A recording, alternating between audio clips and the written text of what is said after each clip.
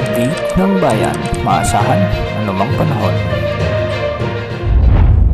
Magandang araw po sa ating lahat. Narito ng pinakauling update sa magiging lagay ng ating panahon sa araw na ito at sa mga susunod pang mga araw. Sa kasalukuyan, patuloy na nakakaapekto sa ating bansa ang easterlies o ang mainit at mahalumigmig na hanging nagmumula sa karagatang Pasipiko at nakakaapekto ito ngayon sa bahagi ng Central at Southern Luzon kasama na ang buong Visayas at Mindanao. Dahil dito, nananatili ang maalinsangan at posibleng magdulot ng pagkabuo ng mga ulap na nagdadala ng mga pag-ulan lalo na sa silangang bahagi ng bansa. Samantala, ang pinakailangang bahagi naman ng Luzon, particular ang Batanes, ay nakakaapekto ang frontal system na nagdudulot ng mas maulap at mas maulang panahon sa nasabing lugar. Sa silangang bahagi naman ng Visayas at Mindanao, kabilang na ang Caraga, Eastern Samar, Southern Leyte, pati na rin ang Davao del Norte, Davao de Oro at Davao Oriental, inaasahan naman ang maulap na kalangitan na may mga kalat-kalat na pagulan at thunderstorms ngayong hapon at gabi.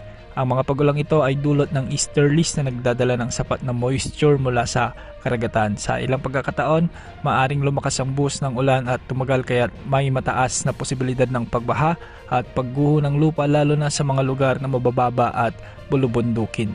Pinapayuhan ng mga residente sa mga nasabing lugar na maging alerto at mag-ingat lalo na kung may mga umiiral na severe thunderstorms. Para naman sa Batanes, asahan ang maulap na kalangitan na may mga kalat-kalat na pagulan at paminsang-minsang thunderstorms dulot ito ng frontal system.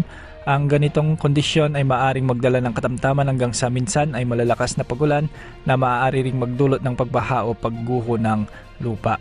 Dahil dito patuloy ang paalala sa mga residente na maging handa at sundin pa rin ang mga abiso ng mga lokal na otoridad. Samantala sa Metro Manila at sa nalalabing bahagi ng bansa, kabilang na ang malaking bahagi ng Luzon, makakaranas pa rin ng bahagyang maulap hanggang sa maulap na kalangitan na may mga posibilidad ng mga isolated rain showers o thunderstorms. Karaniwang nagsisimula ang araw sa mainit at maaraw, ngunit habang tumatagal ay nagkakaroon ng pagbuo ng mga ulap-ulan na nagdudulot ng mga biglaang pagbuhos ng ulan lalo na sa hapon at gabi. Ang mga thunderstorms na ito ay maaaring samahan ng mga pagkulog at pagkidlat pati na rin ng malalakas na buhos ng ulan sa maikling panahon na maaaring magdulot ng mga localized flooding at pagguho ng lupa. Samantala, inaasang magpapatuloy naman ang mainit at malinsangang panahon sa buong bansa lalo na sa tanghali hanggang hapon kung kailan pinakamataas ang sikat ng araw. Posible ring umabot sa danger level ang heat index sa ilang lugar na maaaring magdulot ng discomfort at heat-related illnesses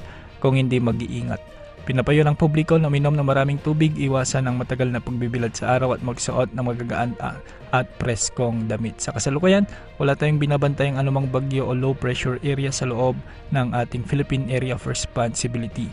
Ayon naman sa pinakauling pagsusuri, inaasahan ding mananatiling walang bagyo na papasok o mabubuo sa laab ng PAR sa susunod na 5 araw, kaya't walang direktang banta ng malawakang sama ng panahon mula sa mga tropical storm or cyclones. Sa kabila nito, patuloy pa rin nating pinaalalahanan ng lahat na maging handa sa pagbago-bagong panahon. Ugaling magdala ng payong o kapote lalo na sa mga lalabas ng bahay sa hapon at gabi at manatiling updated sa mga opisyal na anunsyo sa lagay ng panahon. Gayunpaman, batay sa ilang global weather models tulad ng ECMWF at GFS, may nakikitang posibilidad ng pamumuo ng isang tropical system sa unang linggo ng Mayo sa labas ng ating area of responsibility. Sa ngayon, nananatiling mababa ang tsansa nito na magkaroon ng direktang epekto sa bansa, ngunit patuloy pa rin natin itong babantayan.